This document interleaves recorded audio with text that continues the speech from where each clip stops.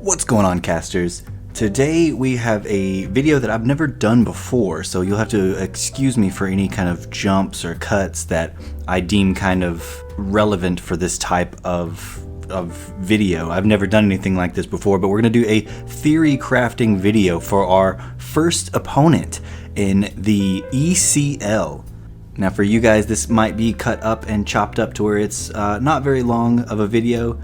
We'll kind of have to see how it goes, but for me, it's probably going to be a good hour-long discussion video of what I'm planning on, running into or something like that. But hopefully it won't be so bad for you guys, and hopefully you guys will enjoy this video. And let me know what you guys think in the comments down below, how close you think I am to kind of gauging my opponent, how wrong you think I am, what you think that they might do, what you think that I should do, all of that, and a bag of chips. So let's go ahead and jump on into this. First off, I think that I will go over what I think my opponent's kind of key tools are for his elements, and kind of the deck that I think that they will probably represent up against me, but I could be very, very wrong. I've never clashed against Wirtz before, so I'm very nervous and excited at the same time. But if I had the chance to use Sonicor, I would definitely use Sonicor. So I think that it's a very good chance that with my opponent having Thunder and Water, that they are going to go into a sort of Sonicor build. I could be very, very wrong. They could just use Thunder Nexus out the gate and then just completely destroy all my planning and all my strategies. But with as much as people were wanting to avoid Thunder in the type draft, then I don't think that I should have to worry too much about Thunder Nexus. I could be very, very wrong. Again, this could all be mind games, and I'm just falling for it. But I think Sonicor is a very good, very, very good card. My favorite card in all of Elestrals, to be honest. So I would be excited to see it, but also very terrified to see it because I know how good Sonicor is. But I do think that Sonicor is one of their main tools that they could use up against us, because this is a counter-heavy meta. So even in just two typings, you would still probably run a pretty heavy line of counter runes. So with that being said, I do think Sonicor is a very viable and very likely chance that it will be our opponent's boss monster or boss Elestral. Then they're going to have Boombat in their arsenal that they could use as well. Boombat being a very good removal. Not too many things can protect from effects. I do think that they might think about the Hammer of Hephaestus when thinking about this card. So if they play Boombat, I don't think they're going to play too many. Maybe just one, maybe two, I'm not sure, if any. But it is a likely possibility. Again, they also have the Galvenom. Galvenom is a very good second choice for an Elestral boss. It can just destroy cards willy-nilly. You do have to expend quite a bit, and I'm pretty sure Wirtz is not the type to just commit suicide with his spirits, so I kinda don't think that he'll play Galvenom. I think that he will definitely think about playing Galvenom, but at the end of the day, I kinda don't see him playing Galvenom. I could be very wrong with all of these things. Just keep that in mind. This is just my theory crafting here. I think they're definitely going to focus really heavily on Sonicor.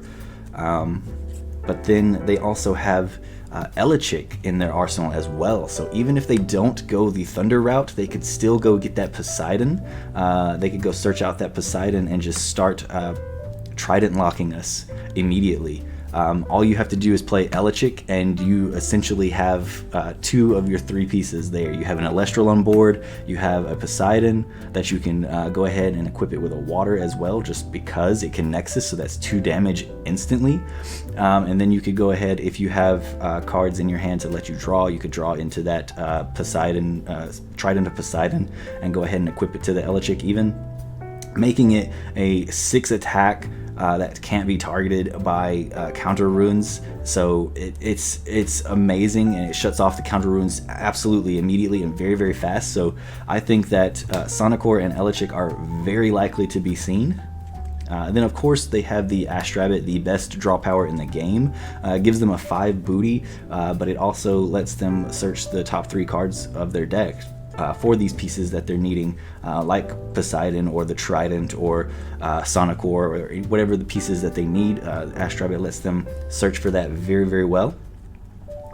Then they have some offensive pressure here with Toxion. Toxion is just going to do a damage as soon as it's played. It's a 4 attack with 2 defense, which is a little bit better than Elechic. In my experience, it can get you to some magic numbers a little bit better. I don't see them playing too many Toxion. I don't see them focusing on Toxion. I definitely don't see them focusing on these cards at all. Definitely think that these are coming. Maybe not even Boombat really, but I definitely think that these 3 here are coming. Then a very likely possibility is, of course, the Spark It play with Zeus. That is a Thunder Nexus is the most powerful deck out there right now, if you know how to play it, and Wirtz is someone who definitely knows how to play it. All my opponents in the ECL here, they are going to know how to play Thunder Nexus, so anyone with the Thunder element is very likely to just grab this just because. If they're feeling down that they've lost a game or something like that, maybe they'll switch it up and just say, you know what, I'm playing Thunder Nexus. I know it's scummy, but I'm gonna do it because I need a win. And that could happen instantly with Wirtz as well. Like, he could just say, you know what, I'm gonna grab 1 win real quick, and then I'm just gonna hop off of Thunder Nexus. Could happen.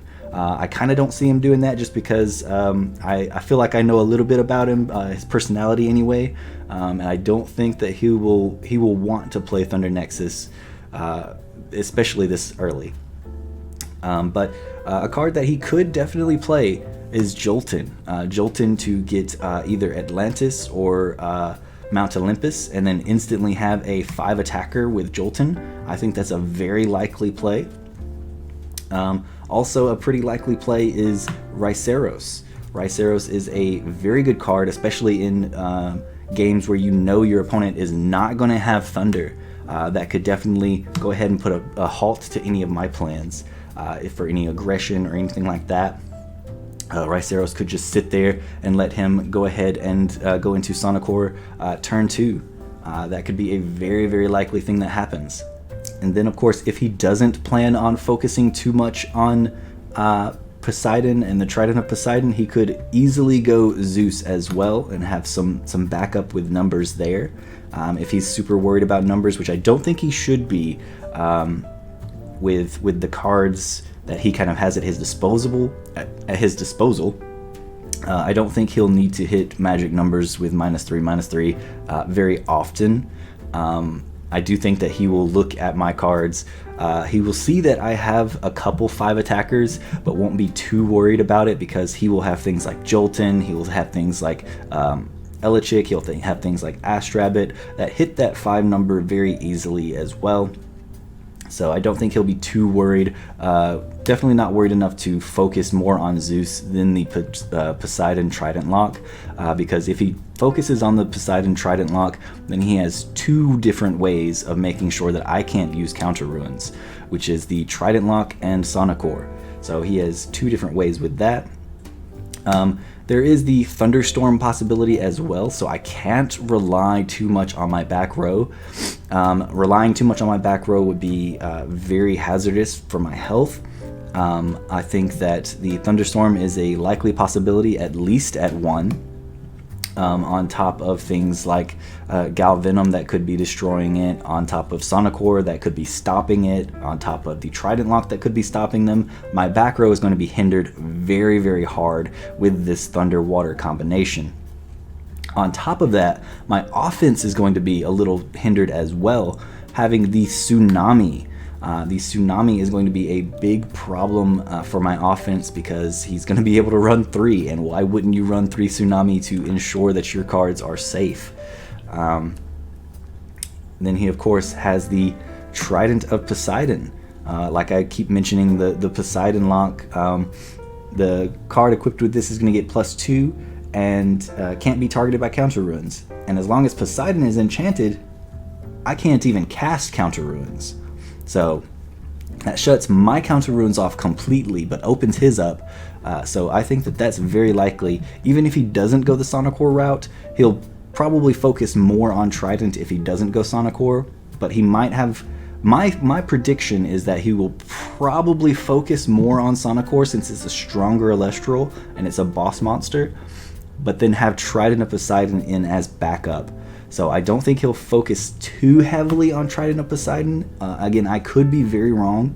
This could just be my love for Sonicor blurring my vision here. But I think that I would personally focus more on Sonicor, ensure that he has to get over an Elestral, and then have this in the back, in my backup, ready to go in case I need it.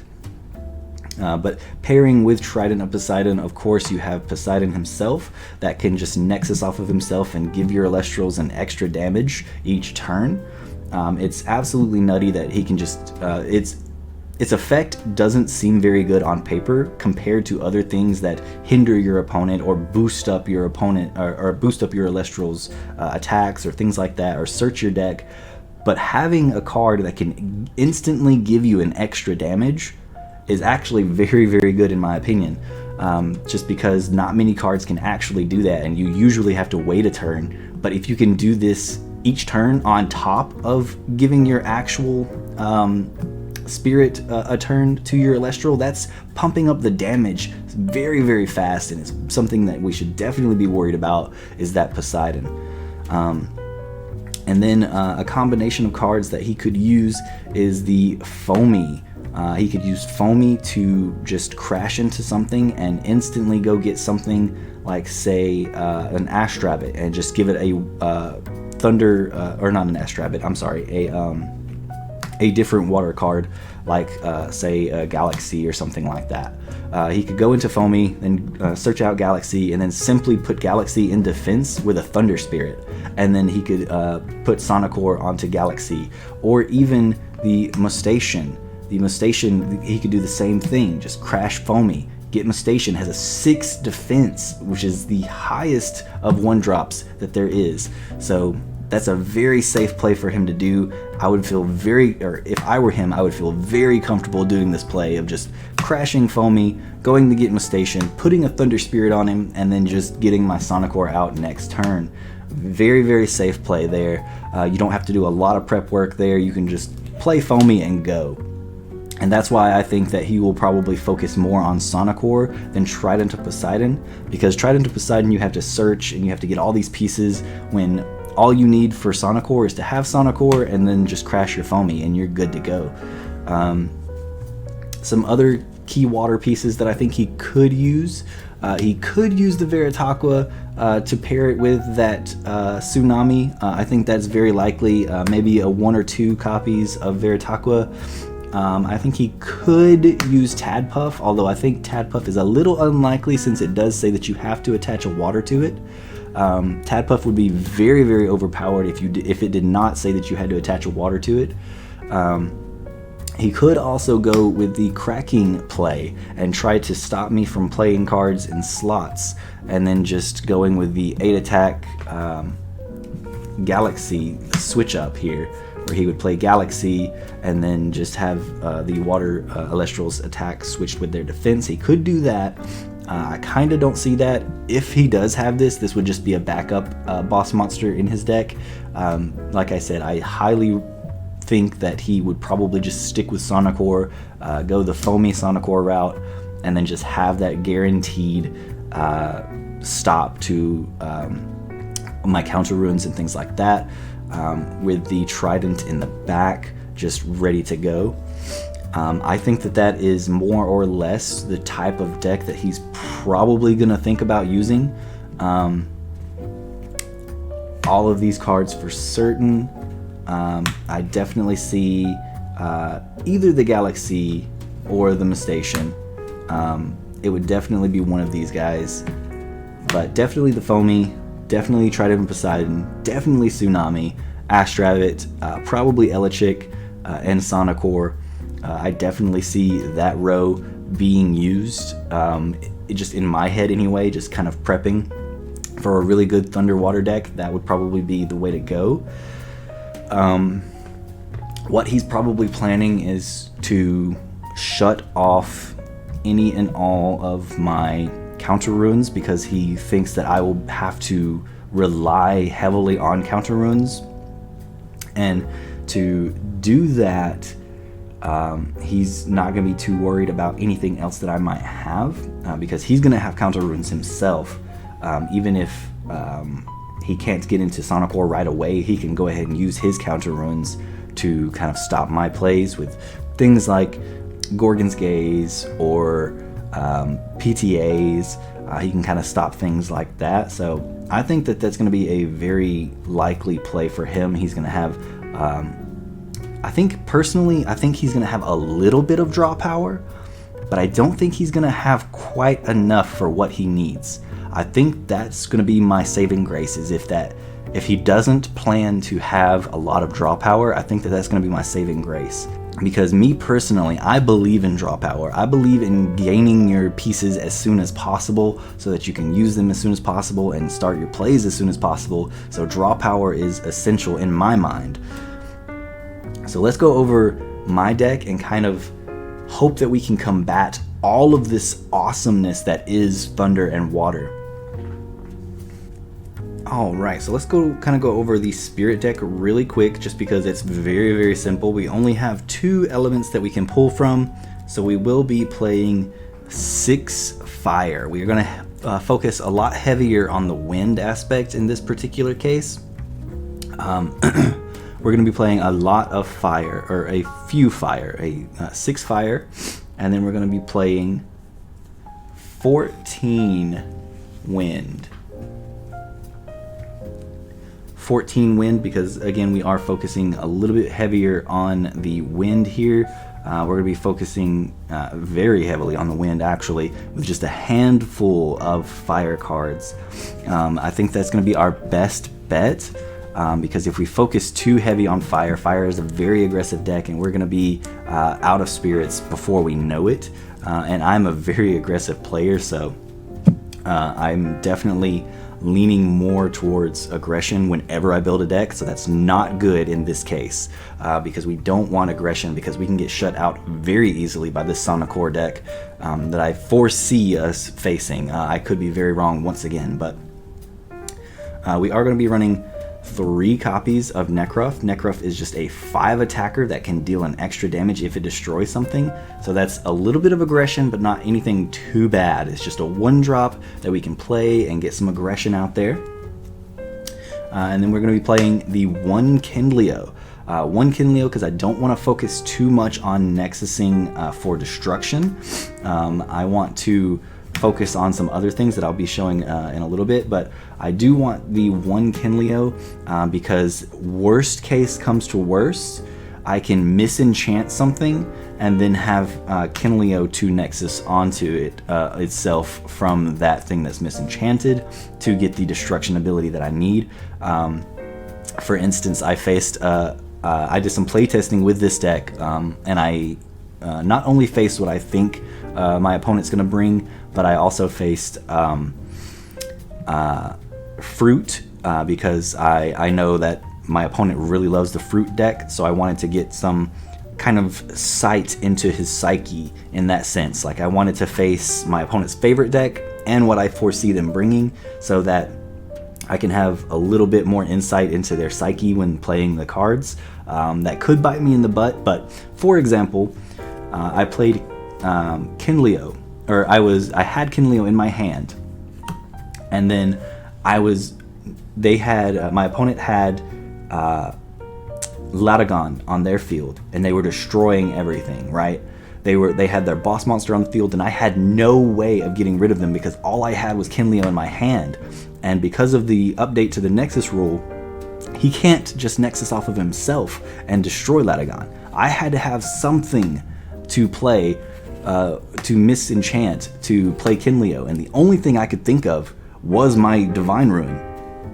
So luckily, the next turn where I foresaw things were going to go downhill if I didn't draw a Divine Ruin, I drew into Nectar of the Gods. My draw power, like I mentioned before, like I'm a really big fan of draw power. I need my pieces. So I drew into Nectar of the Gods off top deck. And then Nectar of the Gods drew me the Divine Ruin that I needed. So then I misenchanted my Divine Ruin with a fire so that I could play Kinleo and then Nexus off of the Divine Ruin and destroy the Latagon, which put me back in a position of power, and I won that game. So very, very good there. And it also leaves room for your Divine Ruins so that you don't have to rely on the Divine Ruins ability. You can simply run a bunch of your Divine Ruins. You can run 3 copies of your Divine Rune and not feel bad about running into one, because then it leaves room for you to have something for Kinleo to Nexus off of as well. So even if you draw into a Divine Rune, it's not a dead card if you already have a Divine Rune in that case. So maximizing our potential here, or at least we're trying to. And then of course we're going to go into our Wind Elestrals. We're going to be running 3 Sorlet. Sorlet is our answer to Sonicor. This is the card that we want to see. This is the card that we want in our hands. We want all 3 copies of this card during our game with Wirtz, because we want to take out the Sonicor as effectively as possible.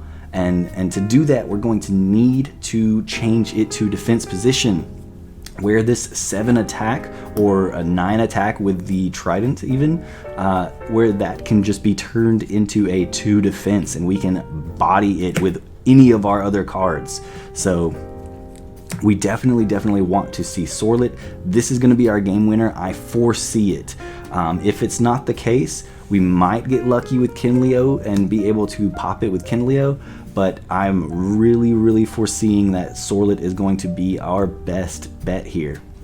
And then we're going to be running, at least I think we're going to be running, I might change this. If I do, I'll put in like a little blurb at the end, but I think we're going to be running 2 Aramare, simply because it's got 4 attack, it's got 5 defense, and if we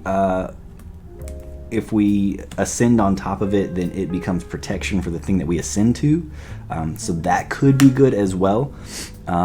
It's mainly just a defensive card because we have so many cards that have very low defense. So far I've shown you 3 different cards that all have 1 defense, so that's not good, especially when our opponent has things like Tsunami at their disposal. So having a 5 defense Elestral is going to be very good. It's going to help us out in the long run and keep us in the game a little bit longer. So I think that that's very important. But then unfortunately, continuing the 1 defense, we're going to be relying on the fact that our opponent just hopefully does not draw Tsunamis at any point in the game, unfortunately, because we don't really have an option or a response to Tsunami. You can't really target a counter ruin and say no. So with that being said, we're going to try to rely on our Hydrake as well. So even if it does go to defense mode, we get some pluses off of it being attacked. So this is a 4 attack with 1 defense, but even if it's destroyed by battle at any point, we could get a plus from that. So that is a very big plus there. Then we will also be running 2 Exaltair. Exaltair is actually probably the second most important card behind Sorlet. Exaltair is going to be ensuring that we can burn our opponent for at least 2 damage each turn that it's on the field. It's going to be nexusing onto itself, making sure that it can get more damage. Very good there. I think it's called Summer Winds was a big deck where Exaltair and cards that just burn were very, very prevalent. I think that my opponent will probably foresee a lot of burn incoming, so I definitely want burn, but I don't want to focus too much on burn, if that makes sense. I don't want to suicide with my spirits like I usually do with my decks before my opponent gets going, because if I'm spending too much before they even get going and they're not, dead, then what's the point, right? I would have to keep burning to where my opponent just can't do anything, and that's not really possible in the game right now. So I don't think burn is the main focus of Fire and Wind. I think that burn is definitely an essential piece to Fire and Wind, but I think that the crucial effects of these cards, like changing positions of Elestrals, destroying Elestrals, protecting Elestrals, gaining an Elestral on board after it's gone, I think that those pieces are far more important than the burn. Alright, so now we're going to go into our 2-drops. We're going to go into a Fowlicane if we can. Fowlicane is just a very good removal card for our opponent's back row. If our opponent has Trident of Poseidon, if our opponent has some pesky back row that we are scared of, Fowlicane is going to make sure that we can get rid of those, and not worrying about our back row, since we don't really want to focus on our back row in the first place, because our back row is probably going to be shut off most of the game anyway. So Fowlicane, expend 1, just destroy everything on board. Why not? Just destroy all the runes. We can expend 2 to just destroy our opponent's runes, which might come into play as well, but even if we can't, we just expend 1, destroy all the runes on the field, and then go from there. I think that's a very strong play, especially for our opponent's build right now, because we could easily play Fowlicane and then just crash into the Sonicore afterwards. After we've cleared the board of all threat, we can just crash into the Sonicore in that case.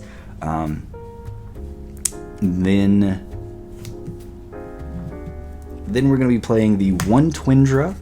That way our Hydrakes are live. We're not really concerned with drawing this card. We definitely want to go and get this card from deck. Our opponent might plan for that, but if that's the case, they're going to be filling their deck with Pandora's boxes, and I kind of don't foresee them doing that when they're wanting to shut off counter runes anyway. That's a very big portion of their deck that they're going to have to kind of fill.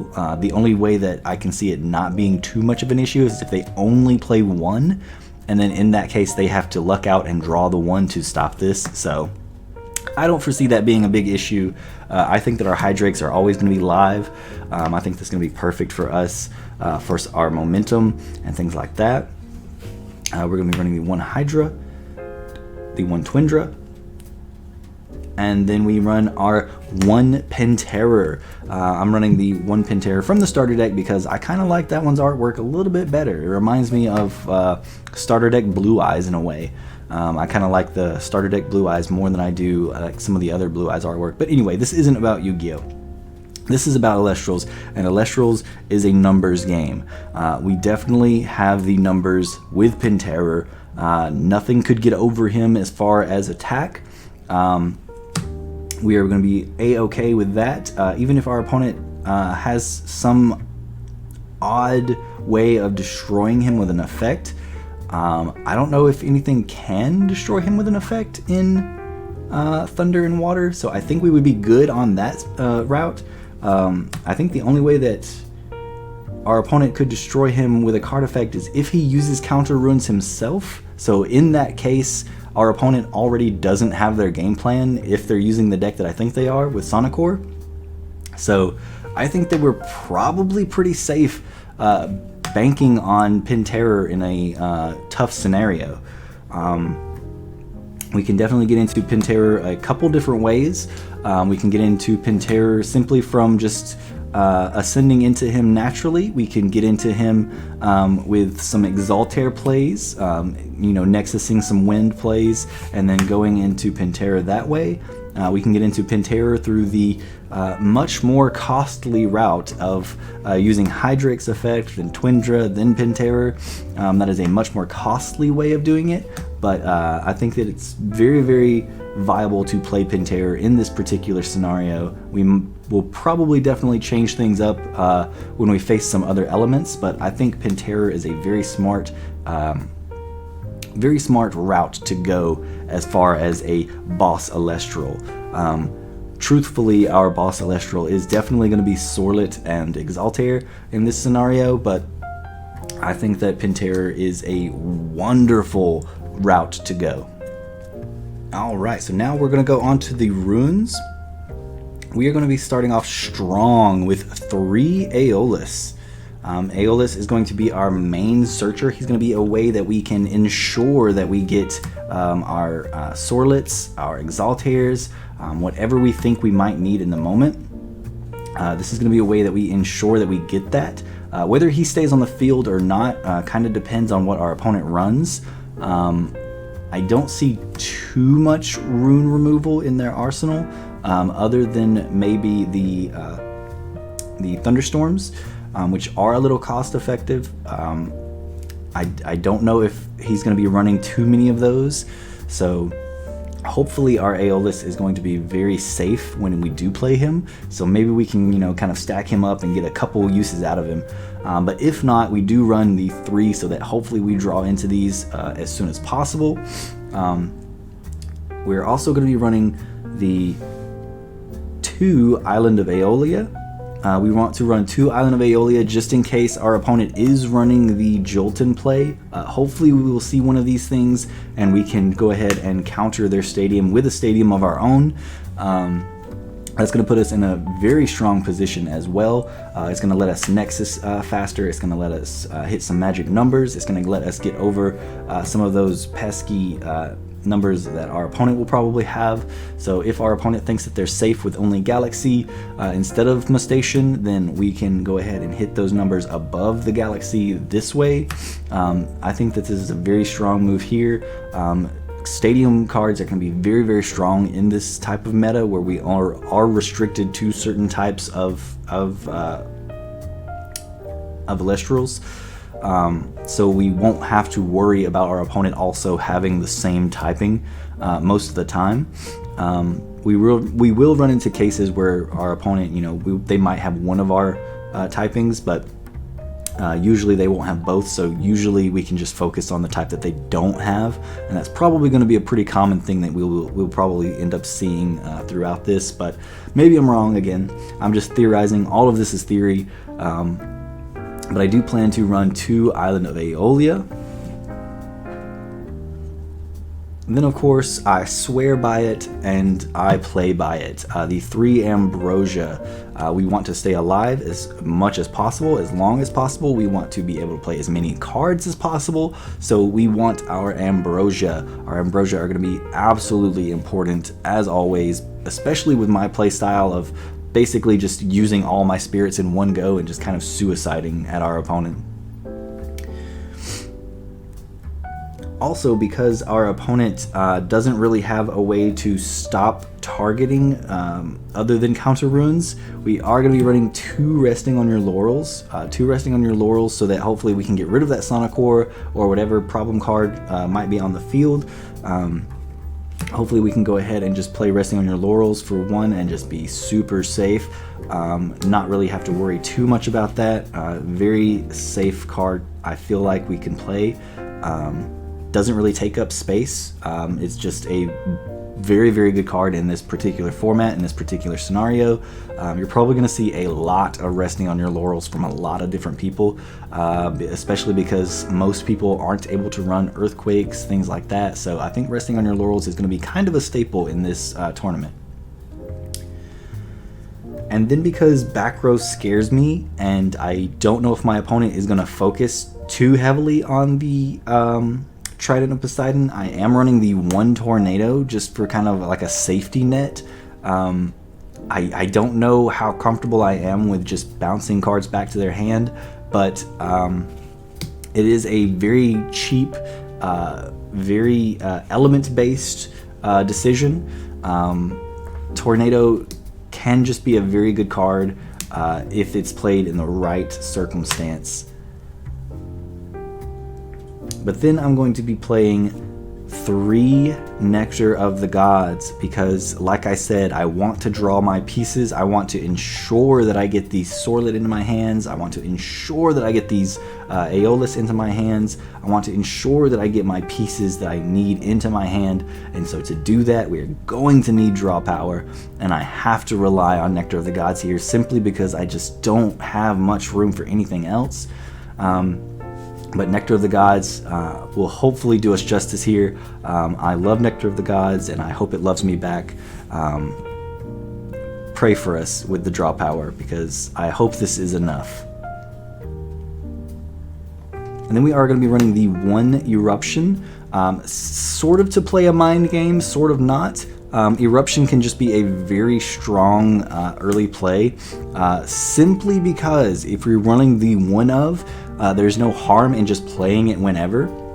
So you're not relying on Eruption to kill your opponent unless it's late game and you have a way to do so. But if you see Eruption early game, it's not that big of a deal because you can easily play mind games. So like I said before, I'm pretty sure Summer Winds was a big deck back in the day when Elestrals was kind of first coming out with like prototype decks and stuff like that. And so I'm pretty sure, I could be wrong, but I think that it played 3 Eruptions. So I think that playing the 1 Eruption could play some very heavy mind games with my opponent, making them think that I'm relying very heavily on Eruption, making them play a little bit safer than they probably would if they would probably require them to be aggressive. This could also make them think that I'm going to be using my spirits a lot more than I plan to. This could make them think that I have a lot more fire in my deck than I plan to. This could be a very good thing for us as far as mind games. I'm not very used to playing mind games though, so I'm hoping that this kind of works out for us. But even if it doesn't, that's a solid 3 from our opponent, because our opponent cannot play Fire Elestrals, so we are safe to play this card and go ahead and burn our opponent for 3. So very, very safe there.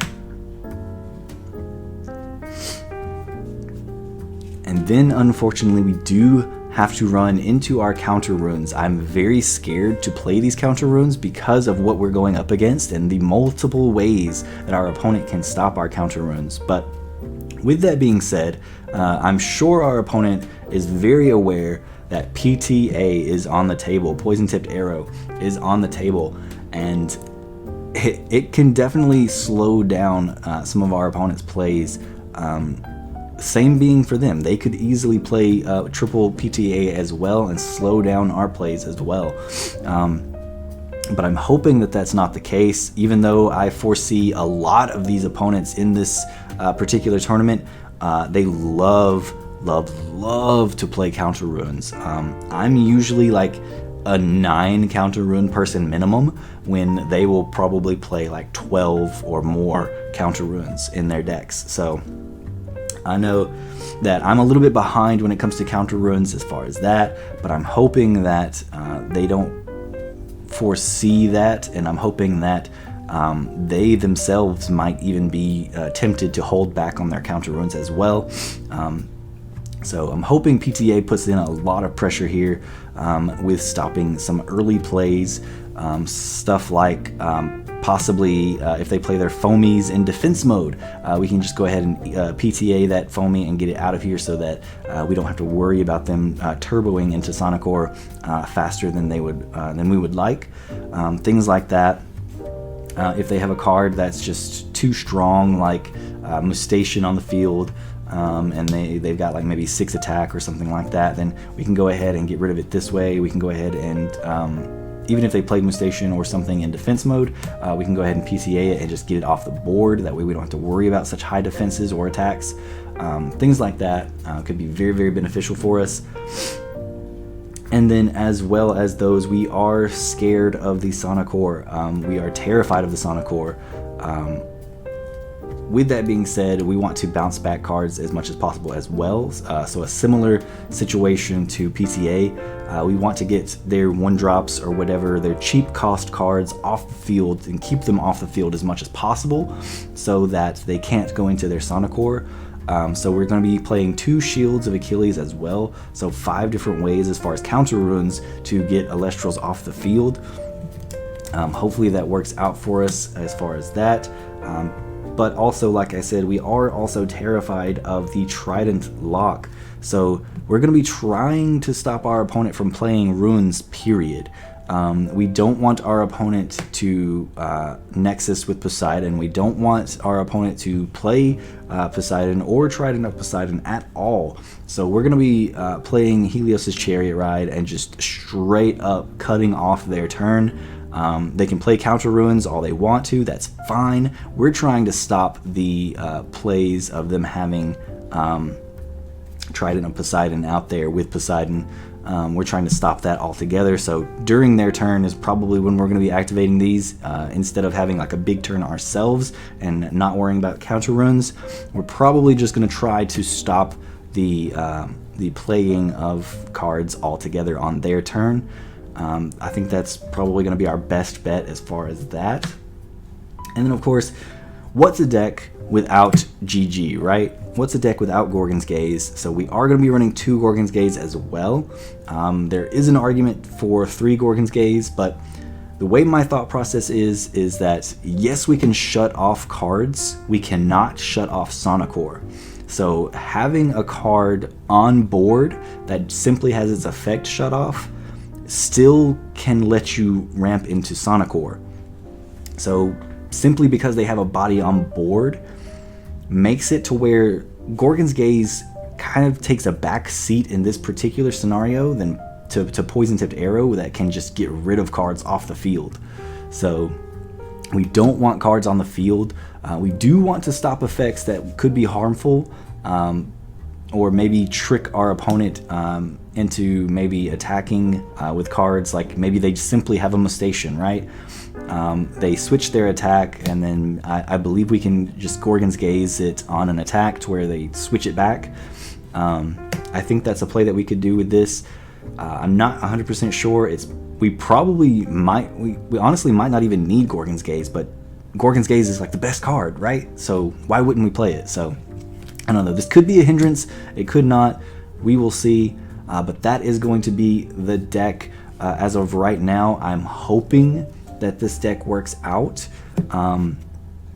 I've done a lot of theorizing. I'm hoping that my deck building skills will work in our favor. I know that our opponent, Wirtz, is a very skilled opponent. I know that they've been playing this game for quite some time, as my voice is starting to die on us now that I've been talking for, about an hour. I know that our opponent is very good at the game. They've been playing for a long time, so I am pretty sure that I can't surprise them too much. But I am hoping that a lot of my choices here and a lot of like the ratios of cards and things like that will work in our favor, and also hopefully surprise our opponent enough to get the advantage. So with that being said, I'm very terrified and very excited, and I hope you guys are too. That's going to be our deck profile for the week 1 of the ECL. So if you guys like this deck profile, hit that like button down below. Let me know what you guys would change. Let me know what you guys thought might work out. Let me know how correct you think I might be about my opponent's deck, or how wrong I might be about my opponent's deck. Let me know all that stuff in the comments down below. I love to hear from you guys, and I love to respond to you guys. I try to respond to each and every comment as much as I can. So thank you guys so much, and I will see you guys in the next one. Peace. It's actually getting closer to game day, and I realized that I did not post a side deck because this is a best of 3, so hopefully we'll get a quick 2-0, but if things go awry, we do have a side deck. And I did make one change to the deck as well, so I'll go over that briefly as well as sort of going over the reasons that I chose the spirits that I did. So Of course, I chose the 6 fire spirits for 2 reasons, really. 6 fire spirits because it does get us the ability to play all of our cards at least once that we have of fire. So we have the 1, 2, 3, 4 cards plus the 2-drop of the eruption. So that's 6. But what it also does is make sure that since we probably won't see all of these cards anyway, what it does is it ensures that we can play most of these cards as well as playing our Kinleo and disenchanting something so that Kinleo has a target as well. So for instance, we have the opportunity to disenchant the Aeolus or our field spell simply to just use it for Kinleo fodder. So that was the reasoning behind those spirits.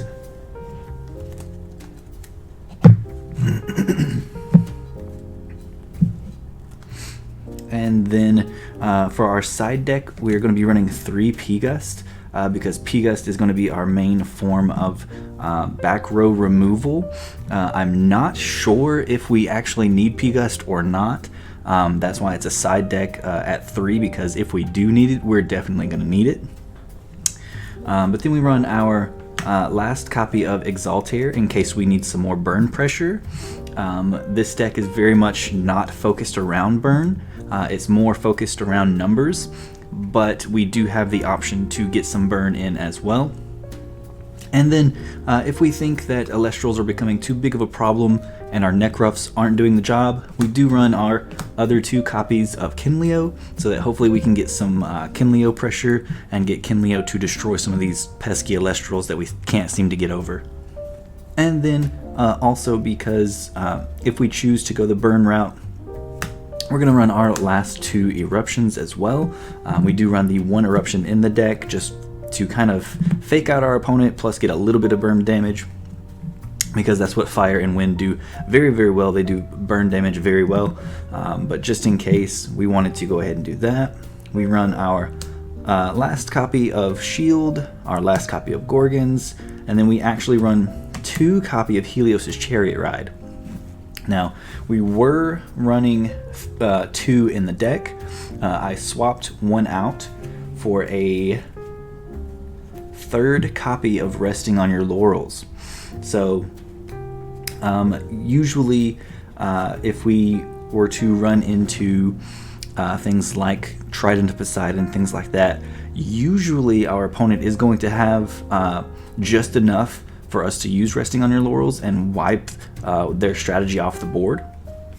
So if that's the case, hopefully Resting on Your Laurels will come in handy, very much so, because we can't run the Earthquake. We don't have Earth as our element, so Resting on Your Laurels at 3 will hopefully be a big game changer for us, and hopefully won't require us to run the weaker Kinleo compared to our 5-drop Necruff.